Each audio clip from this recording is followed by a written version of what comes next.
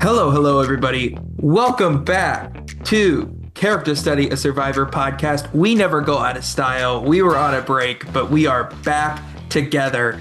Tristan Fluhr, Tyler Klimes here to talk about the Taylor Swift lover himself on one of the biggest weeks of his life. Taylor Swift's wedding is probably this weekend, and we're going to talk about Charlie Davis to celebrate. Tyler, how you been, man? This summer been cruel to you?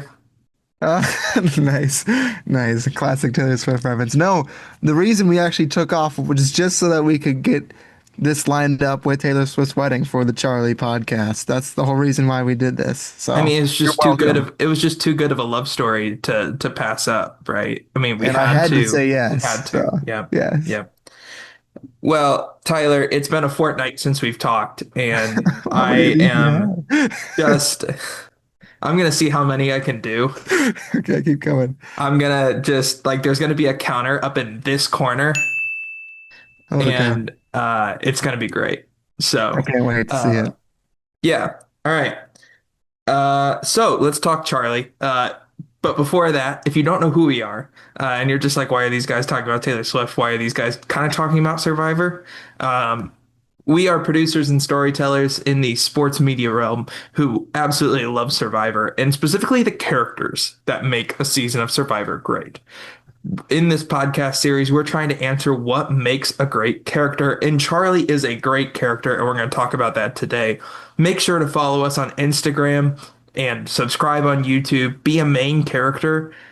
You're going to want to say, I was there when, right? With this podcast, we're hoping to take it to the moon. Welcome to New York, everything, we're hoping we get there. So,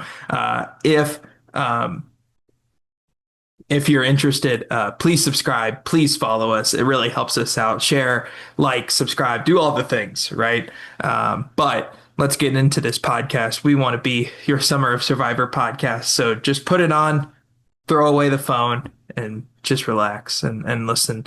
As we talk about Charlie Davis, Tyler, Charlie, one of my favorite new era characters. I think there's a lot to get into in terms of Charlie. There's so much to get into in terms of Charlie. Like, I mean, especially on 46, we could probably talk 2 hours about it. We won't because Yeah. of our format is let's get you the information you need to know, talk some bit about who these people are as characters, and get out. So I say let's just kind of get right into it because he's a very prominent character from the start of the season, despite not going to a lot of tribal councils early in the season. On the Siga tribe, he obviously makes alliances with players such as Ben and with Maria, which we will get to. Don't worry, it's Oh, coming. yeah. There's a It is lot to coming. it. I mean, there's bad blood there for sure. Hmm. So we'll definitely That get was an into easy. that That was an as we easy go. Oh, that reference. was a layup. Yeah, that Yeah. was that was that was about as easy as the 76ers trading for Jaylen Brown. But anyway, um, no, so tons of Taylor Swift right off the bat with Charlie. Like that's his defining character trait for at least the first like quarter of the season. And I know this was a time where Survivor social media was pretty volatile. The Survivor community, it was Death by Banu, it was all these other Oh, things. It was Yanu really struggling, and we were all like, who is this Charlie guy? Why is he like Taylor Swift? Him and Ben go back and forth talking about Metallica and Taylor Swift and all these things, and it's just kind of a mess. They call themselves the Vibes Tribe, which is almost a mhm. dead ringer that it's not going to be a Vibes Tribe. All sorts of things happen in this pre-merge with Charlie. But Charlie and Maria's connection is really what stands out about Charlie's pre-merge gameplay. It is. It's there from the very beginning. Charlie has to make an important decision on the Sika tribe whether he should go with the girls or whether he should go with the guys. He builds a connection with Ben through the Savvy Challenge, which they both fail together, creating the Dumb and Dumber Alliance. So they have that alliance. And now he needs to decide whether he needs to work with the other guys on Sega or whether to go with Mariah and with Jem. Ultimately, that's where he goes, forming the Charlie's Angels alliance. But within that alliance, you also need to create sub-alliances, or just number one in this case, so we thought, between Charlie and Maria. And it's great gameplay by him to think that he has both sides with him and then still have a sub-alliance within the actual alliance that he's in. He's blending in perfectly. And I think it kind of goes to his background as well. Yeah, as an He's a attorney, as a law yeah, student, yeah, like he's exactly. used to going back and forth in between and reading the bench and reading the jury and trying to make sure he talks about options a lot through the season. This is more in his end game where he talks about kind of the goat, the alliance, the gathering of the goats, right? This is what Charlie talks about throughout the entire season is options, and he's one of the players that is best at it. It's something that actually leads him to be being called out by D in Yep. the exit press of season 50, which we'll talk about. We'll get there. But that is something that Charlie likes to do. He's a calculated player. He's somebody who is good at being entertaining while also staying back, which is something that is kind of the new era perfection middle space, right? Like there's no blank space there, right? Like that's exactly what you want if you're a new era caster or just a new era fan in general because the show anymore rewards somewhat safe gameplay in terms of finishing position. But Charlie's also entertaining while he's doing it, and he's great at explaining why he's doing it. Yep. And I think that's why it doesn't come across as, I don't know, some players that just are like, you never did anything. That's why he's not Mitch, right? Yeah.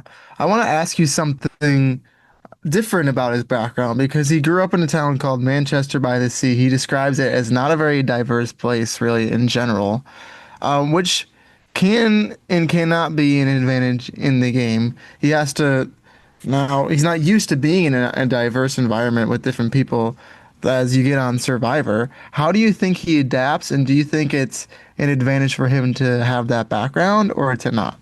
Well, I don't think you can tell. You know, Charlie seems like somebody who is, if he's not comfortable maybe in those backgrounds, he's really good at faking it like he makes it, you know, and you can't really tell that's something that Charlie is not used to. You know, he immediately forms connection with Ben. He immediately forms a connection with Maria. He forms a connection with Tim. He forms a connection with all these people in his original tribe. And then you see as the merge happens, right? And you get into the end game, he's able to pull in Venus. He's able to pull in Kenzie. He's able to pull in Liz. He's able to pull in all these people in order to mount the game he wants to play, which is to get out Q and Maria. And Hmm. that ends up being entirely successful. And then almost gaslights Maria into thinking that, hey, you turned on me, I never turned on you. When in actuality, he did. But I think his social game is the most underrated part of this game. Everyone talks about him as a strategic player and well earned, right? He's a great strategist, but I think his social game is really, really solid. One of the best of the new era. And I'll take you to a specific scene on that to kind of portray both sides of it. It's in the pre-merge. It's a scene that I think at the time didn't really get looked at too fondly of it being too important. But it's a scene where they're all dancing on the beach. And they're the Vibes tribe and all that. Siga's Is this where dancing. they're doing the salsa? Yes, this is that. Yeah, We're doing the yeah. salsa. And Charlie has a really important confessional. I think that ties into his whole season that not only he chooses to tango with Maria in this game, he wants to be her ride or die, dance alongside of her. But also in that scene, you can see the eclectic, the funny side of Charlie while dancing with Maria, also allowing his light to be seen by so many others on the tribe. It's a huge portrayal of who he was and how he played the game the entire time.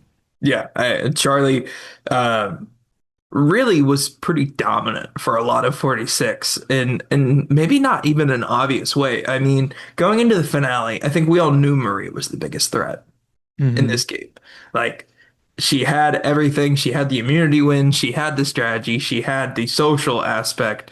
Um, but really something that really comes up in the season is Charlie not taking Maria on reward, which I think is the one knock on his social game by and large, right? If you ever want to win a game of Survivor, do not win the loved ones visit. Just Don't throw do it it. away. Say no, Jeff. I'm good.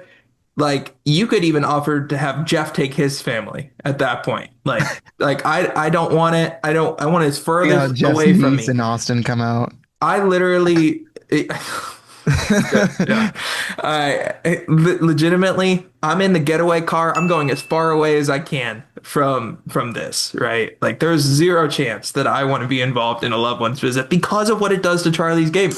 Everyone says that Charlie is doesn't get Maria's vote at the end because of his strategy play and not giving her enough credit at Final Tribal, and all those things are factors and might be true. I absolutely think it starts here at the family visit. No doubt in my mind, that's where it starts. While we're on it, take a look at this wonderful background here, the Uncle Charlie. Hmm. This is a quote that comes from that segment of the show, where Maria says that she wants Charlie to be that Uncle Charlie, ultimately, knowing what we know now and from Charlie coming back, confirming that ends up not being the case because of what happens on the season. But that's really what adds this question mark here, if I can Hmm. find it, right? Is that. And do I necessarily think it's a bad move strategically for Charlie? Maybe not. He's trying to hide the alliance. He's been hiding the whole game. But socially, it does hurt it. I'm gonna go put my light on real quick. I want to hear your thoughts on that, though. Yeah, so here's something about Uncle Charlie that I think is interesting.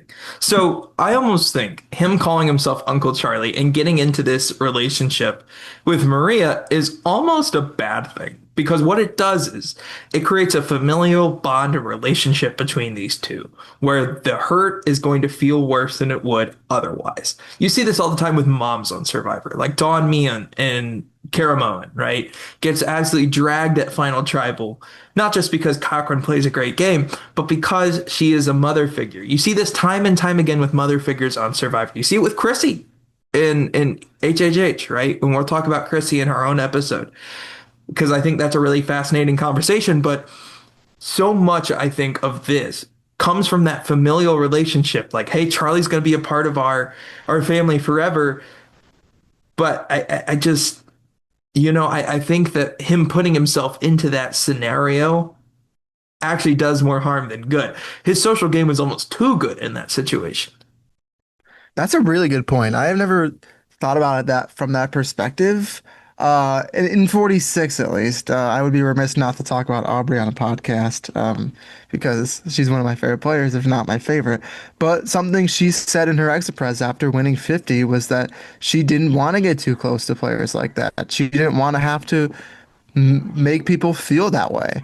And that's a reason why she ends up winning because she doesn't have to build super strong bonds and then break them and break people's hearts alongside of that.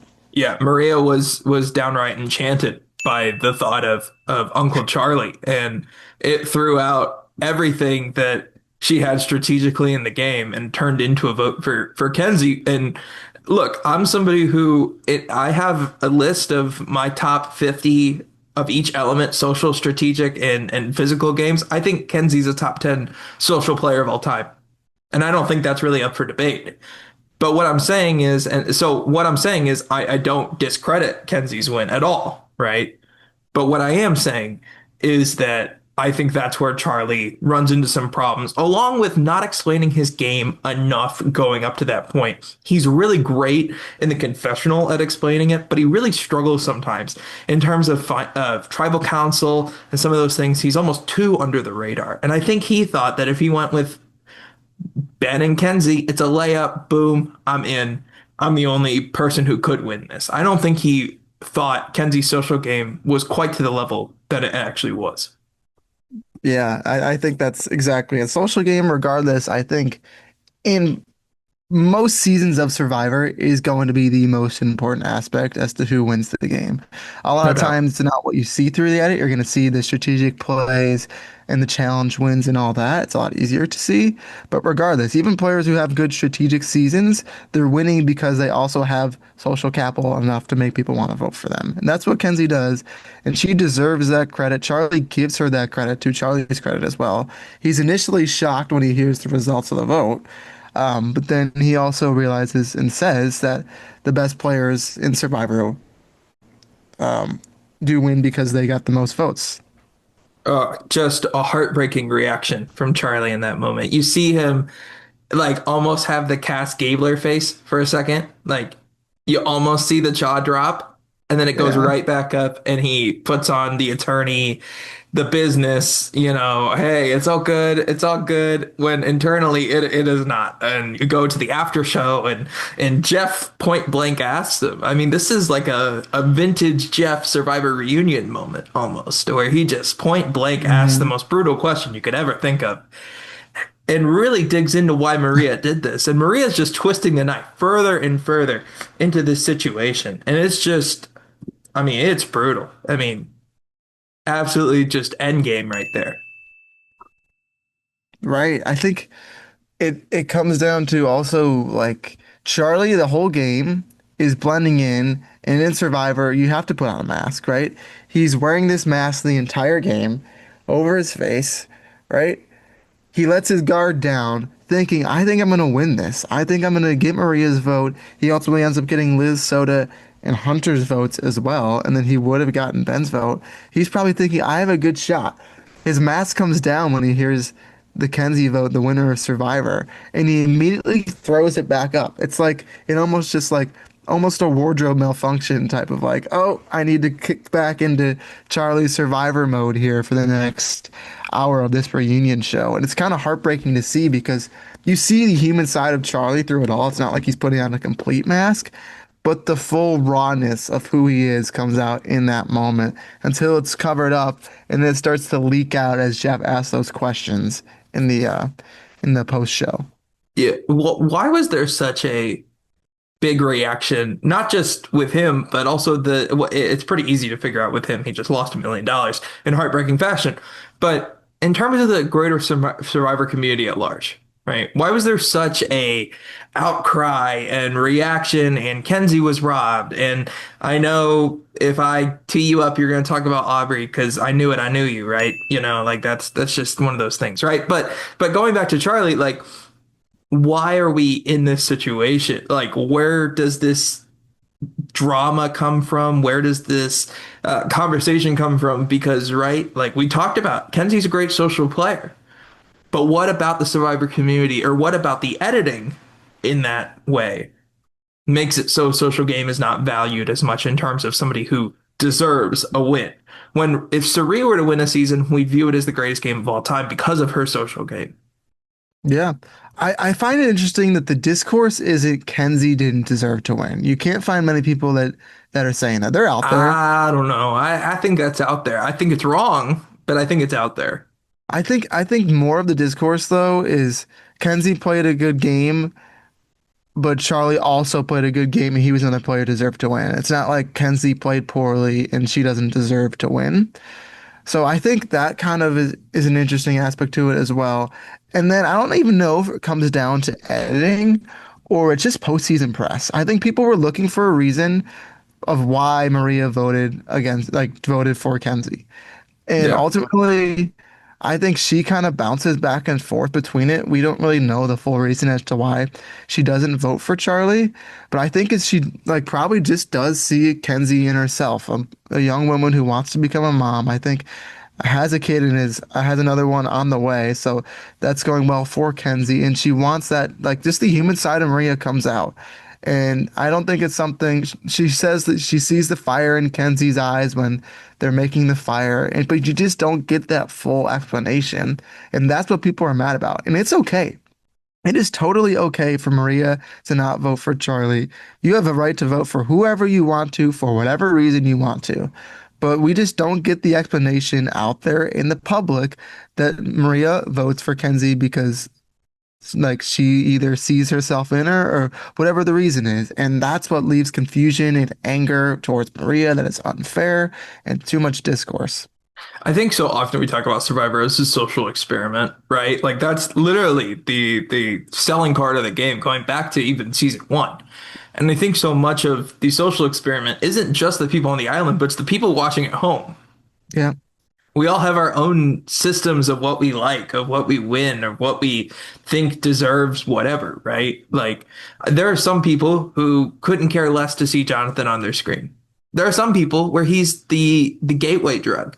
He's the person you go in because you're like, wow, this guy's amazing at challenges, and then you start to understand the strategy part. And there are some people that literally don't care at all about any other part other than the challenges, and Jonathan's their favorite player.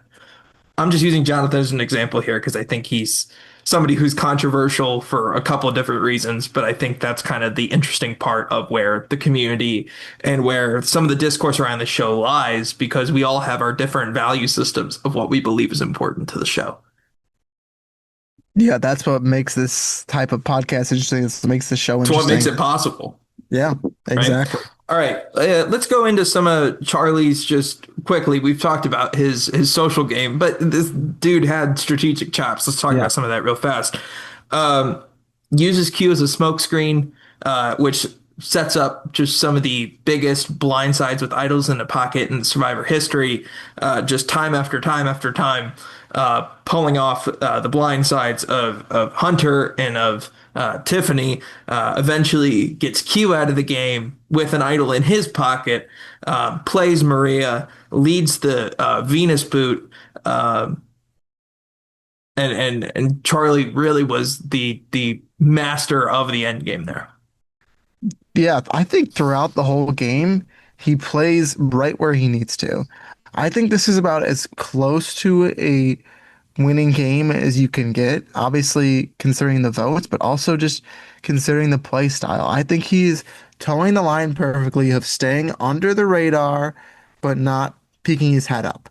Mhm. And he kind of realizes as he gets into the end game that he's made moves, that he played a part in getting Gem out, that he played a part in getting Q out, that he definitely played a part in getting Maria out, that he was able to plot things out there and be ready. He needed a 4 going into 6, he says. He gets that. Like the things that he planned to do, he does. And we see that as we go along the ride with him. But he needs to now articulate that to the jury. He realizes that it's going to be tough and that he has to pull back the curtain, in his words, in order to do that. And that's what's tough. Sometimes you pull back the curtain and you still can't see the whole stage. Like, There's a there's still snag. empty space on the side that not everyone can see or can fully understand. Right. Yeah. Something's just off. Even though, what's behind it might be perfect. It just you can't see it all because you're not living Charlie's perspective on the island and you don't get to see the edit after the game. Well, and I think moving into his season 50 game, from the moment that Maria does not vote for him to the time that Jeff reads that Kenzie is the winner, everything has changed for Charlie. Everything in his Survivor career has changed up until that point. And we go to season 50 with a completely different Charlie, which is something I think is Hmm. so fascinating because I don't think we've ever seen this level of trauma go from one season to another. I don't think we've ever seen it like this. Um, I'm trying to think because I don't feel like you're hyperbolizing. It's pretty close. Like there's probably some others that could be up there as well. Maybe Spencer, maybe, Maybe, but maybe. I don't even think so, right? Like, I mean, you could put the whole second chances cast into this, but I don't think anyone has like the level of trauma. Maybe I really don't know. Yeah. No, it's definitely up there, and that's what If makes Lex were to it really. come back, then maybe. Yeah, yeah. And that's why when I heard Charlie was down 50, I was like, home run. And some people find Charlie to be bland or boring at times. I really don't find that perspective to be true when I watch. I don't think he is like gonna have as much flair as a lot of characters that they're casting on the show to be characters, but he's also fun, smart, witty. He can kind of come up with confessionals in the moment. He's a do-it-all type of guy. And even though it's not as flashy, I think he has a little bit of everything, and he has this heartbreak that he had from a couple seasons prior coming into 50. It sets up exactly the downfall that we may expect on 50. It's a very valid story as to where he went and how raw emotion, even a couple years after, could still linger and hurt you in the future. Charlie's a small ball baseball player, right? He's gonna hit a blue pit into right field every once in a while. He's gonna steal a base. He's gonna bunt with a runner on first, right? He's gonna make sure that that run gets across. He's a situational baseball player. He's not gonna wow you, but he's gonna put up runs. He's gonna put up points. That's how I see Charlie in terms of him. He's not gonna go out and hit for power. He's not gonna hit a 450-foot home run, right? But he is going to be that person where if you need somebody to have a clutch moment, that's where Charlie's going to come in a Survivor season. And we see it in season 50 where it's starting to get twist heavy and boom, we have the Charlie Rizzo rivalry. But let's go back in time a little bit. Uh, let's talk about Charlie and Chrissy's relationship because this Yeah. is fascinating in the fact that Charlie and Chrissy on paper seem like a match made in heaven. And I think for two reasons this doesn't work. Number one, Charlie is too scarred by the Maria thing, which is the easiest thing ever. And two, Charlie is good at recognizing who is a sinking ship. He realizes that Chrissy is a sinking ship. And he's like, I don't want any part of that. Chrissy comes off as controlling, she comes off as bossy, and Charlie is really the person that verbalizes this in the edit. And I think coming from Charlie, it means more maybe coming from a D or Tiffany or Camilla, right? Some of the people that she was kind of rubbing the wrong way. But for it to come from Charlie, I really think that is a big blow to Chrissy's game. And if Kahlo goes to tribal early, I think we know which way it's going. And honestly, that probably works out better for Charlie in the long run. But we're not here, as Colby Donaldson once said, if ifs and buts were candy and nuts, we'd all have a Merry Christmas. But we're not in that scenario right now, right? We're talking about what actually happened on season 50, which is him and Chrissy just didn't end up working together. Yeah, it's he goes in with a different mentality, even in the pre-merge, where in 46, he gravitates towards the girls, towards the Charlie's Angels. Here, he has a close alliance with Mike. I think that would be if they both stayed in the game and got past the merge, that would be an alliance that would probably last to the end of the game. Yeah, that's a He has some strong good one. moments with Coach, but when it comes to Chrissy, he does have the mentality of, "Oh, I knew you were trouble when you walked in onto this island." Mm, No, I had there to we throw it in go. myself, right? And it's not necessarily that Chrissy's a bad player or anything like that. We'll have a podcast about Chrissy coming up soon, but it's the trouble of the past that he realizes that he can't play with her because she is just too similar to what he has tried and failed with, even though they're not the same person. They play in some ways similarly, but in a lot of ways differently. But he just doesn't want to take that risk because of what's happened so recently. In Survivor, all people are different people, but Chrissy really just turns into another picture to burn. For Charlie, Yeah. uh, so let's go into the swap, right? Charlie and Rizzo are on the same tribe. They're talking. Rizzo's super fan comes out here and asks Charlie about his relationship with Maria. And this kicks off this entire conversation where Charlie has just Vietnam flashbacks the entire time we're talking about this. Hmm. I mean, you can visibly see it. It is one of the craziest things I think we've ever seen on the show. It might be the best way they've shown like heartbreak and how it really affects. Like they do it a couple other times. They do it with Aubrey. They do it with Sari. They do it with Ozzy. But really, with I think really with Charlie, it's the most maybe poignant of any of them because you really see it in his face. Like it's something like there's a great shot in there of Charlie really just really struggling with it and seeing just stricken at Rizzo not voting for his number one, a story he knows all too well. But really, like, that's not true. But Rizzo's just trying to keep up his game and his charade that he's trying to tell to not blow up his spot to being seen as a liar. Because the story they went into season 50 was that neither him or Savannah won, but he says he voted for Savannah to win. Once everyone figures out that Savannah did win, and said that Sophie was his number one, um, which is something that Charlie just absolutely has a knee-jerk reaction to and can't get over this. I've returned. I don't know why I There we go. disappeared there for, but I'm back. And I picked up on most of what you said there. Yeah, it's just difficult to come back and come with the mentality of saying, I'm going to play and I can do it with a broken heart, that I can come into the game with this crack in my mask that I got at the end, at the very end of season 46, where he was right there. And now those same very cracks are leaking out who Charlie is again. And you're starting to see that mask falling apart inside the game rather than towards the end of the game. And that's what leads to him saying he's pissed off and that he's doesn't want Rizzo within an inch of a jury seat, and that he's his mortal enemy, and all these quotes that he has that he probably didn't think were going to make the show, but he says They all and did. means, They and threw them ultimately lead to all his in. downfall. They threw them all in. Yeah, it's every single one. Yeah, It's amazing. had to. it's like a knee-jerk reaction though Charlie has when he hears Rizzo say this. It's like my dad wanting to freeze everything when we have leftovers. It's like a loaf of bread, we're freezing it. If it's a pasta sauce, we're freezing it. It's like a knee-jerk reaction. We always tell him, we're like, dude, it's Get it in okay the for it to freezer. go in the fridge.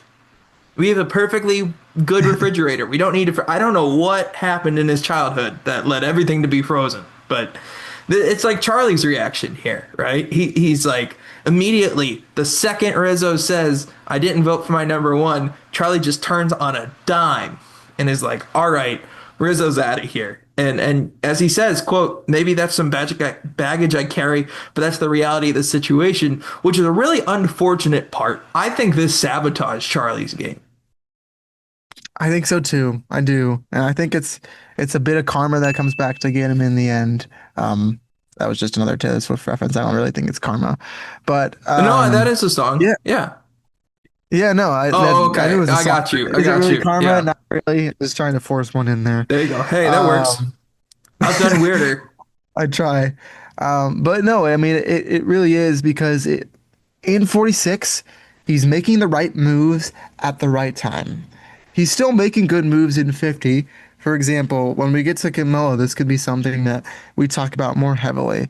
But Rizzo and Charlie are kind of in a race to pitch to Camilla and tell him about the boomerang idol. And Charlie just gets there a little bit too late. Um, and that could be because of hesitancy of what else he's had in his mind, or it could just be playing a little back behind. But just those other thoughts, whatever it is, leads to him maybe still having the right mentality, but just not the right timing. And timing is everything in Survivor. And it's also perception is reality.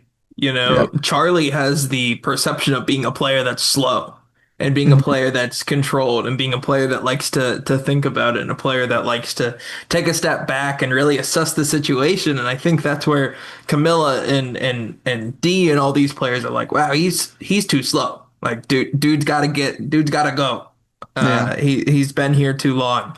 Um, and I think timing is a big thing for Charlie in terms of things he does wrong this season. He wakes up Rizzo in his canoe to talk strategy about the Billie Eilish boomerang idol. Tries to talk about the story with Jonathan.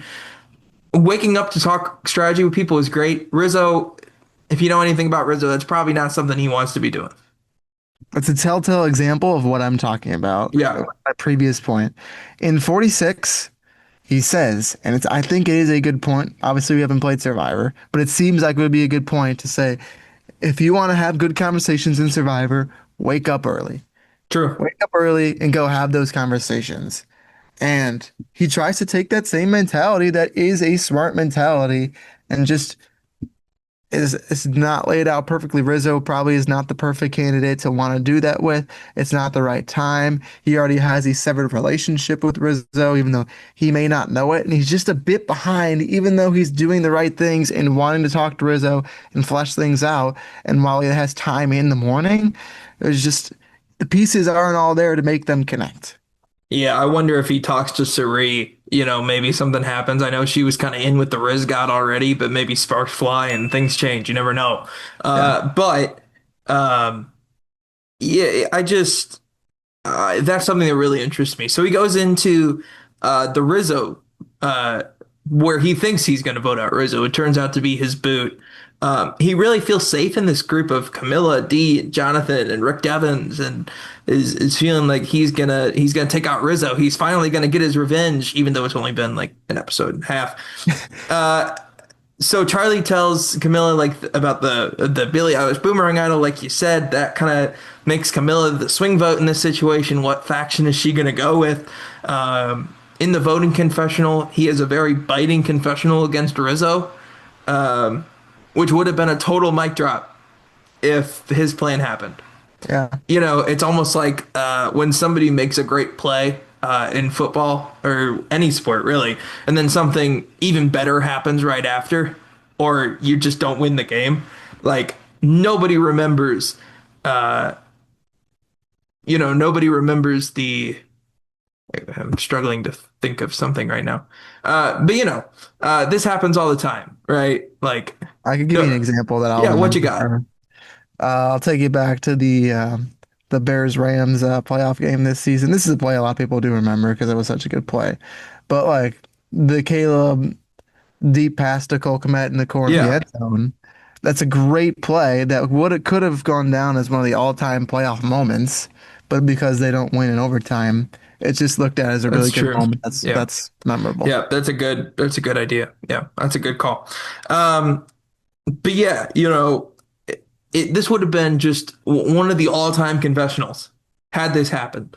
This would have been like Rome wasn't built in a day, but your game was destroyed in one level of mic drop, Yeah. right? Yeah. But Dee and Camilla flip and vote Charlie out, and boom, it's over. And we've talked about this before. We'll talk about it again, I'm sure. The first time you're voted out sucks, especially if it's not in the first time you play. hmm And we figure this out with Charlie. He takes it hard, right? And fair enough, right? Like that's gonna happen. But what could Charlie have done better here?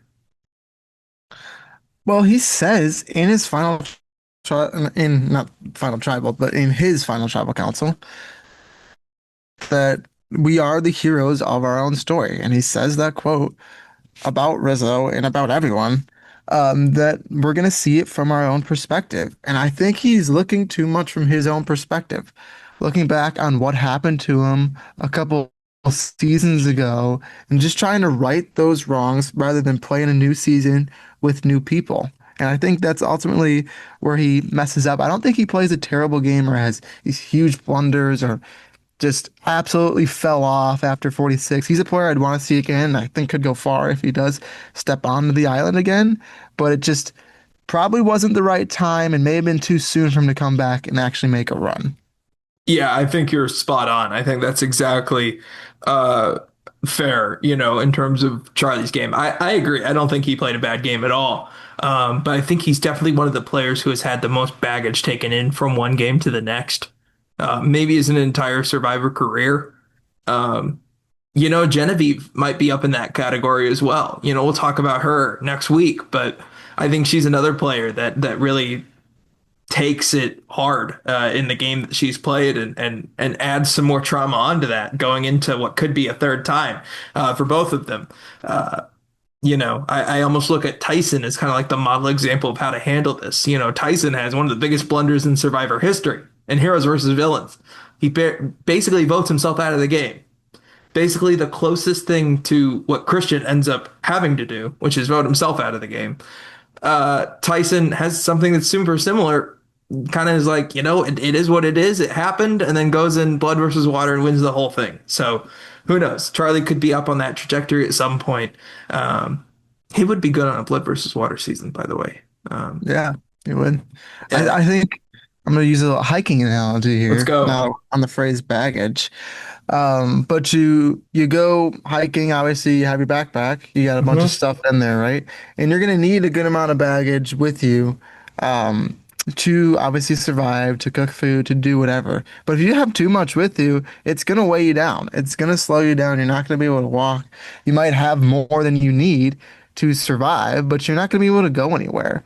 And like I'll continue on with your Tyson comparison there, like his baggage as he's climbing is enough. He has a lot that he can use to his advantage, but isn't going to hurt him. That he could pull out his past of what happened and that pain and that remembrance and use it to help without pushing him back. Charlie's at a phase right now where he can't walk, he can't get up where it's right now. He just kind of has to stay still and camp where he is in terms of his gameplay and can't really grow to the heights that he did in 46. Yeah. Let's talk about some of the character moments. I mean, he's the one that points attention to Mike's six pack. Um, First and foremost, he wears Coach's toe ring, which one of the interesting moments of the season we'll go with. Bold, Um, bold play, bold social move right there. that's something. Uh, uh, so let's talk again about Rizzo bringing up the Charlie and Maria of it all, right? Was this and we'll talk about this in the Rizzo episode, was this a brilliant mistake for Rizzo? Because it ends up being the thing that gets Charlie out of the game. It gets Charlie so hyper focused. And granted, we're saying all this based on what we're shown on the show. We know there was more to Charlie's game, but it just wasn't shown. They gave him a very one track edit, which like whatever, you know, like it's gonna happen. It happens all the time. Like this is not a new problem the survivors had where they just give a player a one note story, you know. So we can complain, but that's for another time. Uh, but I really think that this is the thing that kicks off Charlie's demise. Is Yeah, him Rizzo is kind of almost failing he's successfully. the catalyst here. He's a useful idiot in this plan. Yeah, Not that Rizzo's an idiot, but I he's a mean, he useful ultimately idiot. does build the connections with players such as D, um, and others, to end up voting for Charlie. But a lot of that does come from the reaction that Charlie has to what Rizzo says about his number one in 49, even though that's not really true.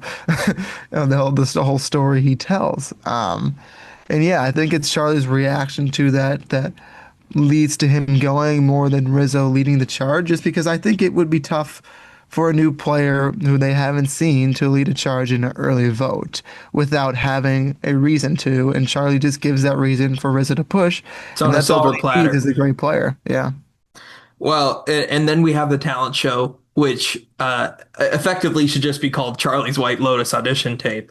At this point, Mike White sees that and says, "You belong with me. Hmm. We're going and filming, right?" Uh, and good for Charlie because I actually think he has like the biggest role that a Survivor contestant has ever had in the White Lotus. So Yeah. congrats to Yeah. Charlie. Um, but yeah, like I think that's a interesting scene of things and maybe something right that probably could have been cut to make time for some more edits, but you know, it got Charlie on the White Lotus, so Charlie's laughing all the way to the bank. Literally, yeah. It's a microcosm of Charlie's Survivor experience. Yeah, it really Getting beat up, that's a getting good beat point. down, Yeah, and just not even getting rewarded for it. that's true. Doesn't even win the talent show, but gets beat down, and but it entertains us. Yeah, I really think it is kind of a microcosm of his play. And Jonathan getting beat by somebody who he doesn't think is very good.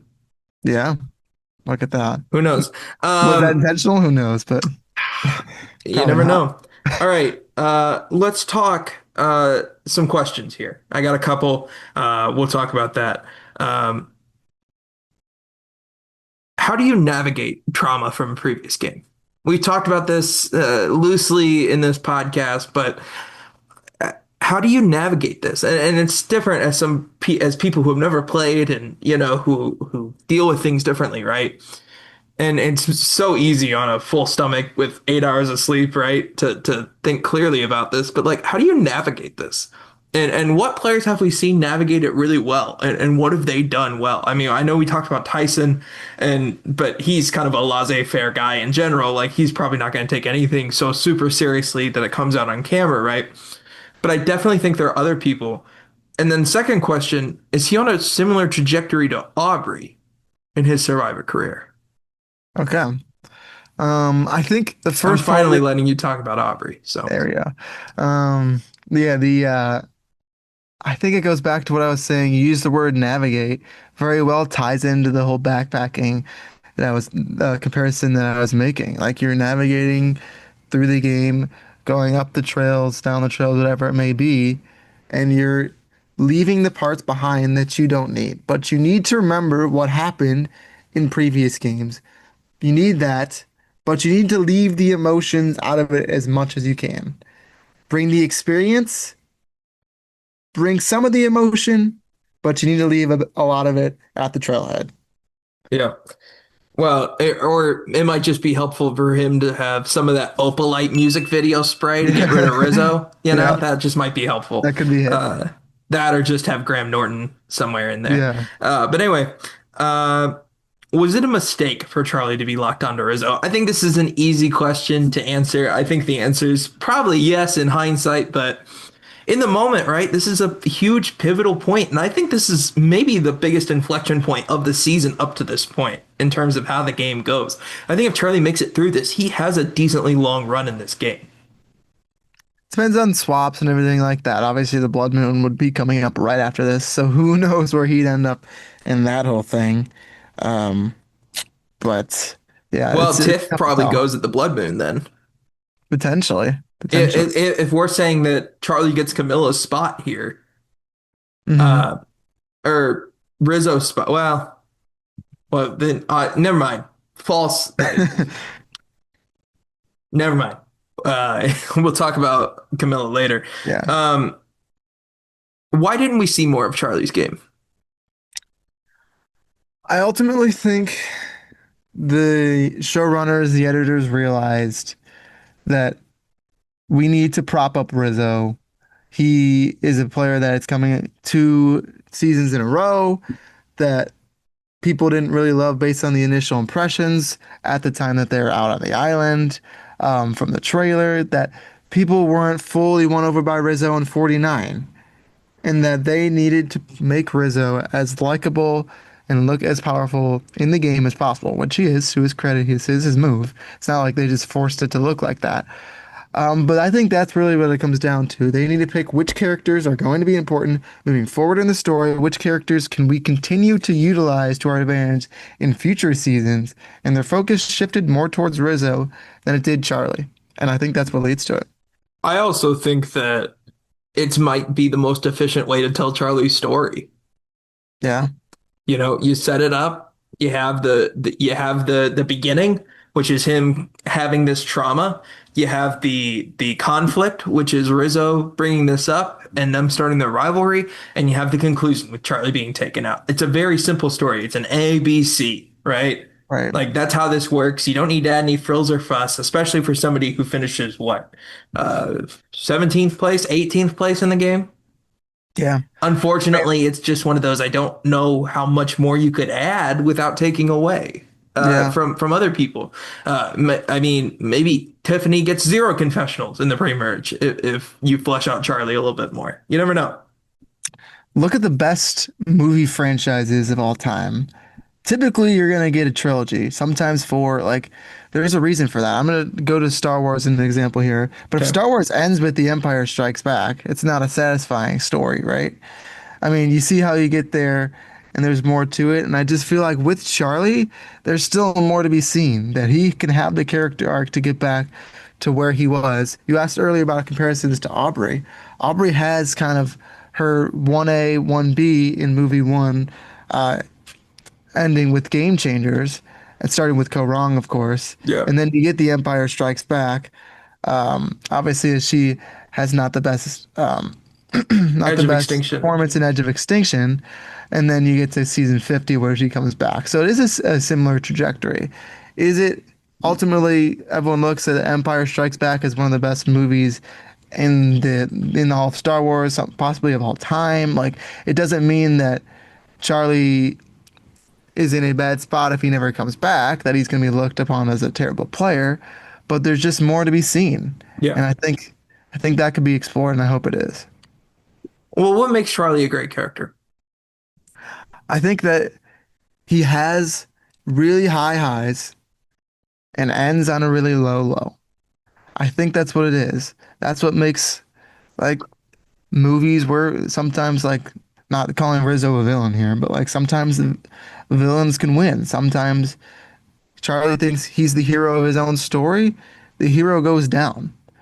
The hero Yeah. is not always going to win. There are 18, 20, in this case, 24 players on the season in season 50, all of which think they're a hero. It's okay that some can have their downfall because they're human. And you can see where those downfalls come from. You can see the cracks before the water starts to leak through them. Yeah. You see it all. It's all there. I really think that Charlie's also just kind of a normal person. You know, he's able to explain his thoughts rationally. He's able to really bring in the audience. I think that's what also makes him a great character. I remember when Charlie started talking about the Rizzo thing, and I was like, I know this probably isn't going to end up well for him, but I'm here for Spicy Charlie. Like Hmm. it's great. It's fun, you know. He's a fun character. He takes things maybe a little bit too seriously sometimes, and I think that that's something that we can all see in ourselves in certain situations, right? And I think that's what makes him relatable and fun, right? I think for some reason, it's hard to be like, oh, I see myself in Coach, Yeah. Yeah. but you can see yourself in Charlie, and I think at the end of the day, if you can get as a creator our whole goal is to create characters no matter what we do that you can relate to because at the end of the day the more you see yourself in somebody the easier it is to get you to sell whatever they're trying to sell, whether it's a jury vote in the final three or whether it's tickets at a sporting event, right? Like those are all things that are common, right? Like that's the same thing that you're trying to do here. And I think that's what Charlie tries to do. It's why he was a good co-host of On Fire. It's because he was able to break down everything like that. And Charlie's season of On Fire might be the best in At the terms of the core, season he's breaking down and the commentary from him. hmm yeah, at the center of who we all are, the goal, not on Survivor, yes, but in general, is to relate to people, Yeah. to build connections, maybe not just to move yourself forward, but like in order to make friendships, in order to have anything, you need to show that you are relatable and that you are human.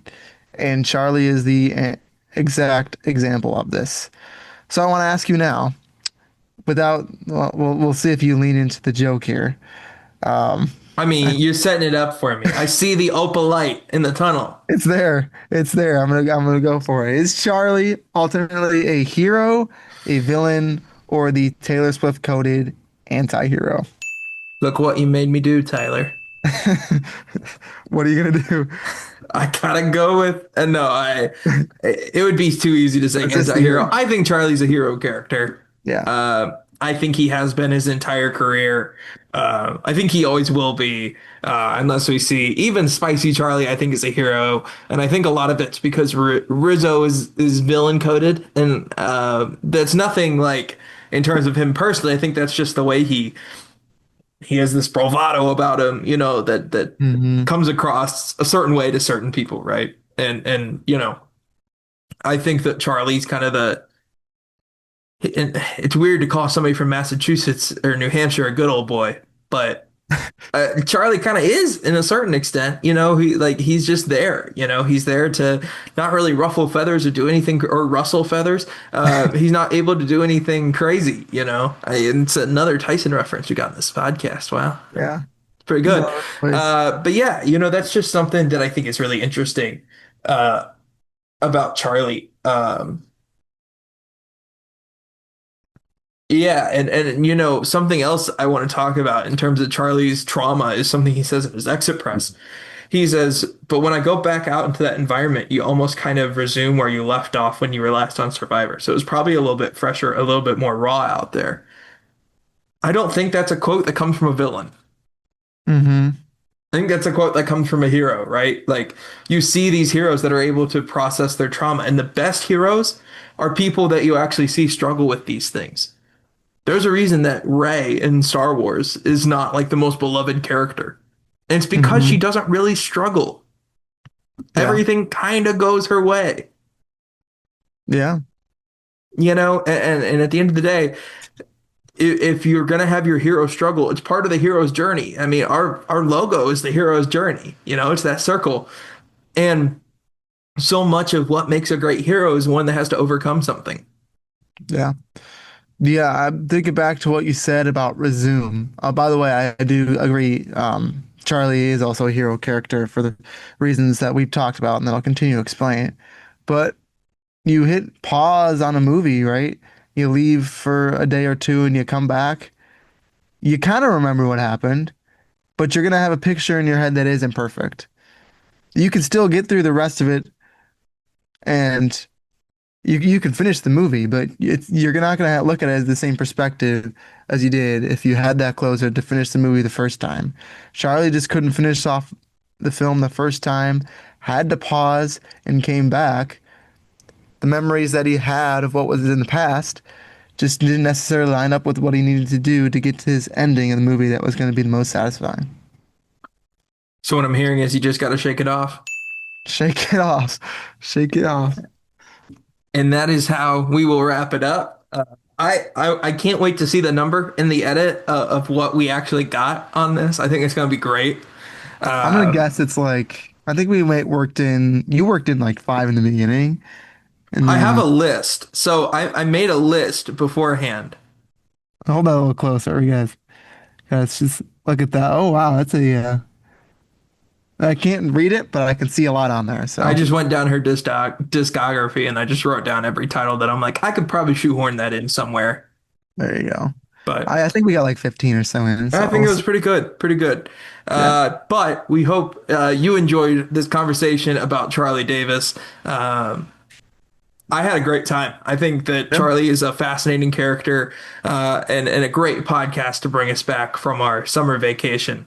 Uh, but we'll be back next week with not one, not two, three podcasts. It's Blood Moon time. We're going to have a red background. It's going to be awesome. It's going to be a lot better than the Blood Moon actually was. It's going to be three podcasts in 1 week Monday, Wednesday, and Friday. We're going to talk about Camilla. We're going to talk We about don't Genevieve. We're going to associate talk with the about real Colby. blood moon. What? I was just saying we don't associate with the real blood moon. No, We no, don't want of to be course. intertwined with that. The Yeah, real blood moon, we don't want to be looked at in association with that. yeah. Yes. Well, But we will be talking about it and branding ourselves with it. if you liked what you saw here today, make sure to like, comment, and subscribe here on YouTube. Make sure to follow us on Instagram and all of our other social media channels. Check us out on Spotify if you want an even easier listening experience. We hope you enjoyed. We're just trying to create great content, talk about great survivors and great characters. Tyler, you got anything before we wrap up? Thanks for listening. Yeah, just please engage. Let us know what you think about Charlie in the comments down below. We'll continue to do these podcasts for all the players on 50 and then just continue on from there. So just keep track, and we're excited to see where this journey takes us. Yeah. Well, we'll see you next week for not one, not two, but three podcasts, All the Blood Moon. Uh, we're getting rid of our green background for a little bit, and then we'll get back to green here the week after. We thank you so much. That's Tyler. I'm Tristan saying see ya.